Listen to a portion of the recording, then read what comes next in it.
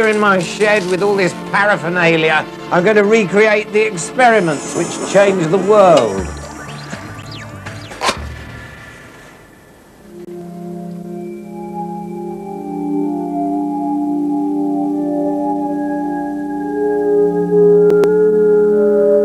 An experiment done with this prism unlocked a fundamental secret of nature. It gave us science instead of superstition. It showed us a new way of thinking. I'm going to recreate that experiment and go on a journey into the tortured mind of the man who did it. Dark of the morning, goblins and coming for them from the skies. No quad A, B, C. Doesn't buy any books that day. That man was Sir Isaac Newton, the father of modern science.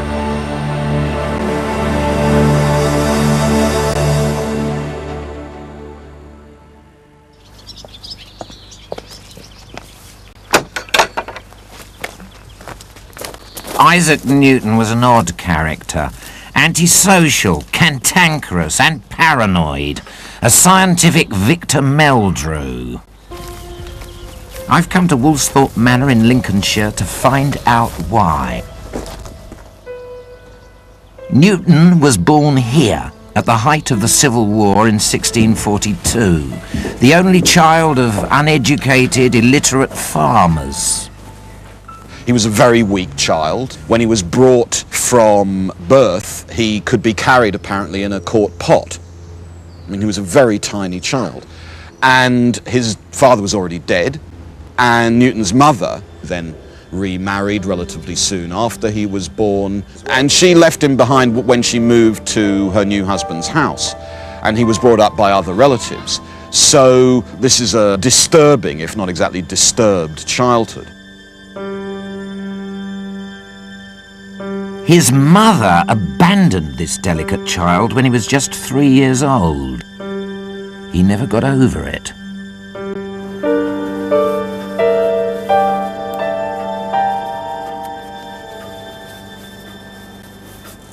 The Fitzwilliam Museum in Cambridge has an amazing relic from Newton's teenage years. This fragile little notebook is full of his early scrawlings on physics and philosophy, but tucked away at the back is the first sign of his tortured mind. A list of sins he thought he'd committed over the years, a secret memo to God. He wrote in a code which has since been deciphered. 1662. Sin number 13. Threatening my father and mother Smith to burn them and the house over them. Sin 14. Wishing death and hoping it to some. But it gets worse. In another notebook, Newton listed the words that came to mind when he thought of his mother and stepfather. Father. Fornicator. Flatterer. Wife. Whore. Years after his mother had left him at the age of 3, Newton still harboured all this anger. I've come to ask Philip Stokoe, a psychoanalyst, what effect this desertion might have had.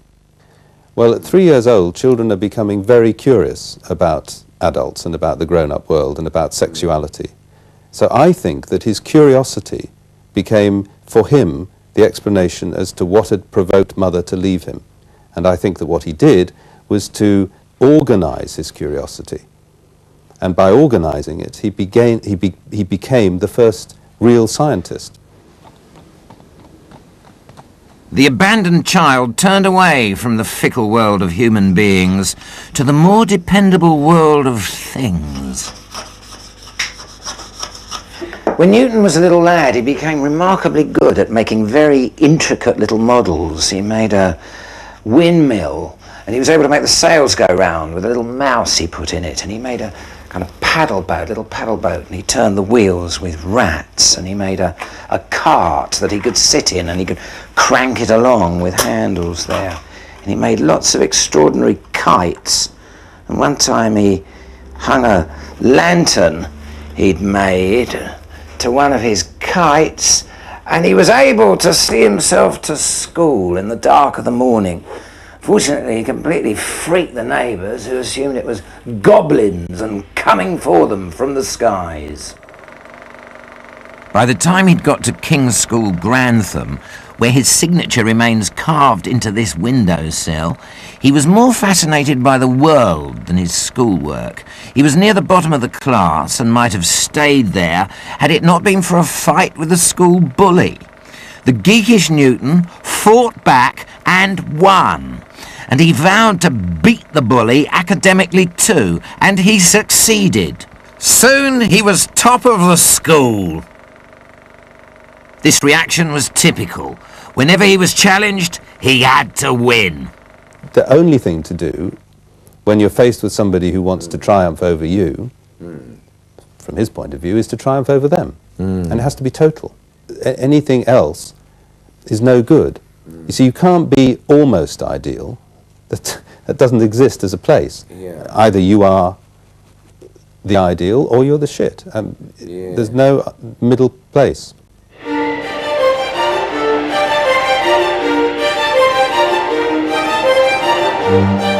Newton's obsessive curiosity made him a peculiar teenager.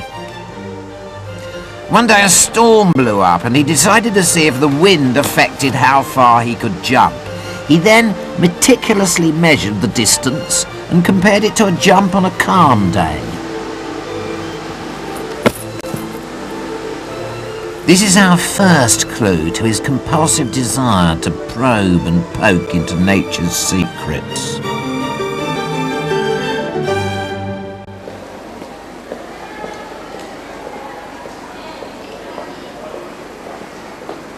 Newton arrived at Trinity College, Cambridge at the age of 19.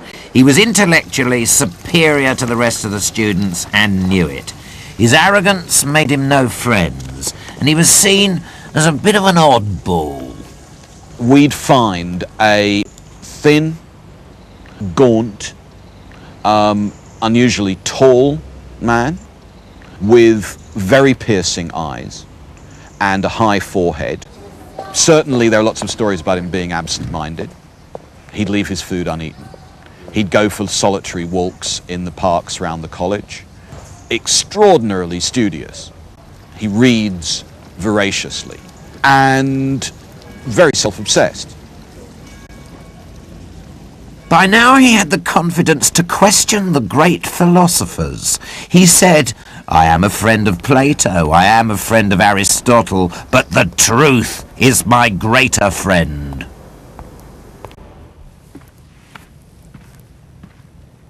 Newton believed God had created the universe in such a way that the laws of nature ran along mathematical principles. God is rational, Newton thinks, and there are therefore reasons and purposes which humans, who are also created by God, ought to be able to divine. And special humans should be particularly good at that. And Newton thought he was a special human who could do that using the tools of mathematics and experiment and observation.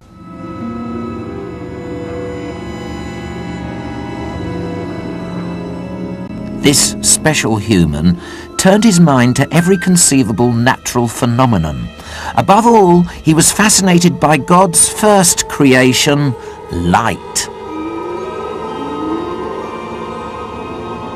He believed that light was the closest thing to divine presence on earth.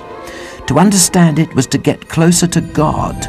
Its allure was irresistible. He began to experiment. He stared at the sun, then shut his eyes and saw an after-image of coloured spots and circles. He did this again and again for a whole afternoon. He was very lucky not to blind himself in the process. And to recover, he lay in a darkened room for 3 days. His next experiment was even more dangerous. what he did was he took a bodkin, it's apparently a flat needle, and he stuck it in between the eyeball and the bone to alter the curvature of the eyeball to distort the vision. So what would you see if you did that? I think the first thing that he would have seen would have been double vision, because he would have displaced the two eyes relative to each other and produced a double image. If he'd really gone for it and tried to produce distortion, he would have had to push the bodkin right to the back of the eye, but he may have well progressed to make himself blind in the process of that.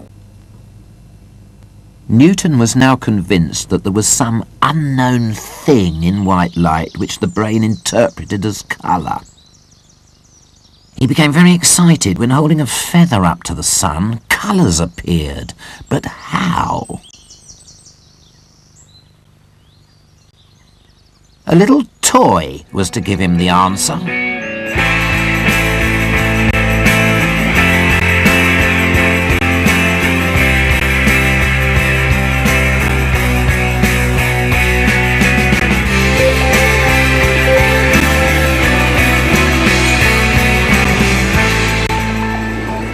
At Starbridge Fair, just outside of Cambridge, Isaac Newton, looking for books, stops at a stall of alchemical trinketry, finds this, a prism. Doesn't buy any books that day, goes home with his prism.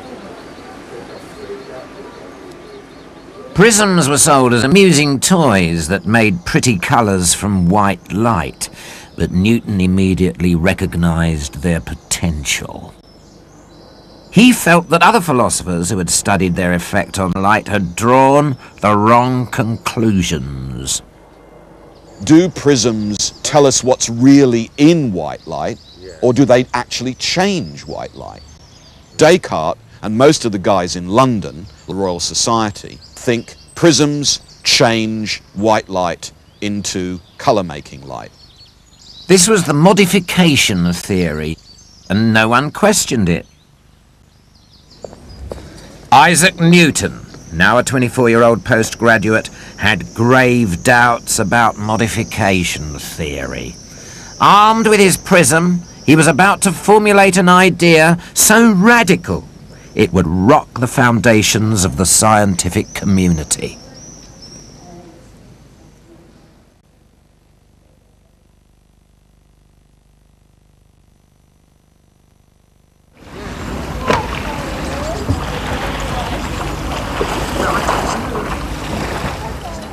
Tucked away in Trinity, Newton couldn't wait to start playing with his prism.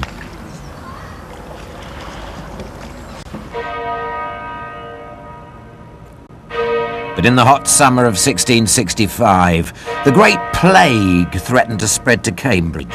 The university was closed down and Newton had to go back home to Woolsthorpe.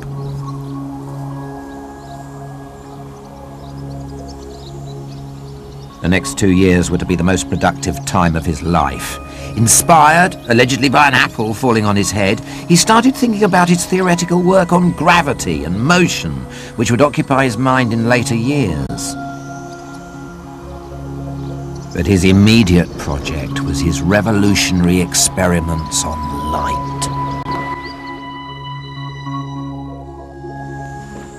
I've returned to Woolsthorpe with Rob Iliff, a historian of science, who's going to recreate Newton's most important experiment on light, the Experimentum Crucis.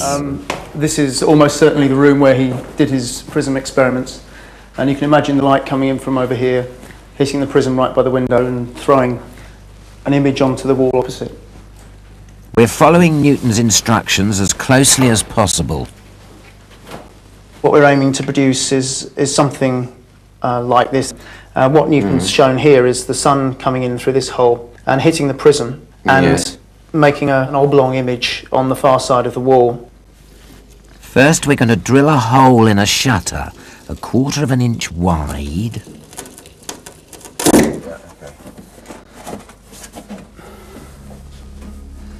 And all we have to do now is wait for the sun to climb up to the right angle and produce a thin beam of light through our hole.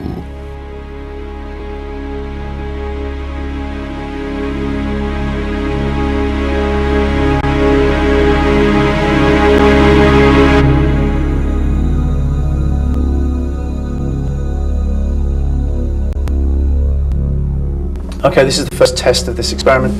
Yeah. And what we have got is a very nice picture of a spectrum on the wall. As Newton realised, just getting a spectrum of colours proves nothing. Modification theory, which says that a prism changes white light into colours, could explain what we're seeing now. It's the next stage of the experiment that reveals the truth about light. The next part of the experiment is to get hold of a board. Yeah. And the light will appear on the board like this. You're going to make a little hole through where one of those colours is, so that we isolate that colour. So let's go for, why don't we go for red? Yeah. I can get it. Right, Okay, there's red. There's red. There's yeah, red red's there. going through it. Red's going through there. Next thing is the second prism. Then we're going to put a second prism behind it and try and make it appear on that wall. This is the crucis, or crucial part. The modification theory would predict that the second prism would change the red ray back into a rainbow of colours. Newton predicted the red ray would stay red. They're here. Okay, there it is, there it is, there, yeah. Where? Down the bottom. See? Oh, yes. Right. And it's red. And it's red. Right. And what it shows is that the second prism has refracted the light that's come through the first prism, the red light, and it's retained its colour. Modification theory is now dead. The ray from the second prism has stayed red, proving that prisms don't change white light into colours. The colours are in the light all along. Each ray colour always bends or refracts to the same angle. And just as he measured his jumping in the wind all those years ago, Newton now used numbers to describe light. It's this use of experiment, measurement and mathematics pioneered by Newton that still defines the scientific method today.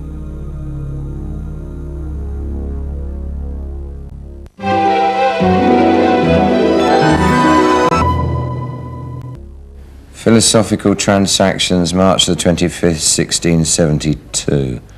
Newton kept his discoveries about light to himself, but using his model-making skills, he applied his new theory to a practical problem: the telescope. An account of a new kind of telescope invented by Mr. Isaac Newton. Here's an old kind of telescope invented sometime before Mr. Isaac Newton had a shot. And this is a refracting telescope. These are lenses it's using. And so the white light splits up into its colours and you get chromatic aberration around your image. Here's Mr. Isaac Newton's job. Look at this little chap here, right? And yeah, look through this. He's used mirrors, do you see? So the white light doesn't refract and break up. There we are, look at that. No chromatic aberration, no fuzz. It's just wickedly spot on. And look at that, same magnification. I see better magnification. Look at the size, so much smaller. A Cambridge professor persuaded Newton to show his reflecting telescope at the Royal Society. The elite of the scientific community were mightily impressed. Then the secretary of the Royal Society, a man named Henry Oldenburg, writes to Newton and says, "That was pretty good. Show us what else you can do." And Newton then sends to Oldenburg a letter. Up until then, the Royal Society journal, Philosophical Transactions, had been filled with whimsical observations on werewolves, two-headed calves, and accounts of how to make insects out of cheese. Newton's letter, on the other hand, was scientific, serious, and the first time in the journal's history a major theory had been overturned. We're now in February 1672, in which Newton describes, in a very careful, very ingenious, very well-judged way, what he's been doing with prisms and colours and light. And when that letter reaches London, all hell breaks loose. A discourse of Mr. Isaac Newton containing his new theory about light and colours sent... Every theory had to be approved by the curator of experiments, none other than the champion of modification theory, the hunchbacked Robert Hooke. Hooke spent a mere 3 hours analysing Newton's theory. His report began... I confess I cannot see yet any undeniable argument to convince me of the certainty thereof. Newton, petulant and pompous, wrote back saying, his theory is as certain a truth as I have asserted it. But Hooke persisted in his criticism. Hooke didn't see why that theory followed from these experiments, so he called Newton's theory a hypothesis, a model, and then Newton went ballistic. Newton fought back aggressively, accusing Hooke of being an amateur and failing to understand his scientific method. It was the schoolyard all over again. But this time it would take him much longer to beat the bully. He returned to Cambridge to orchestrate his revenge.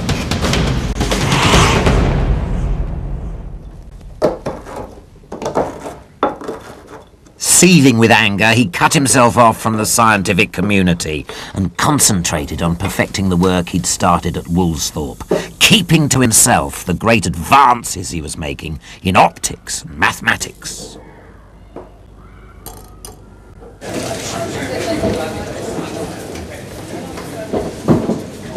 As a Cambridge professor, he had to give regular lectures, but he made his highly technical, and he refused to dumb his science down for lesser intellects, i.e. everybody else.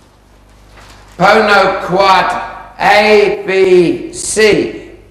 Sit prisma.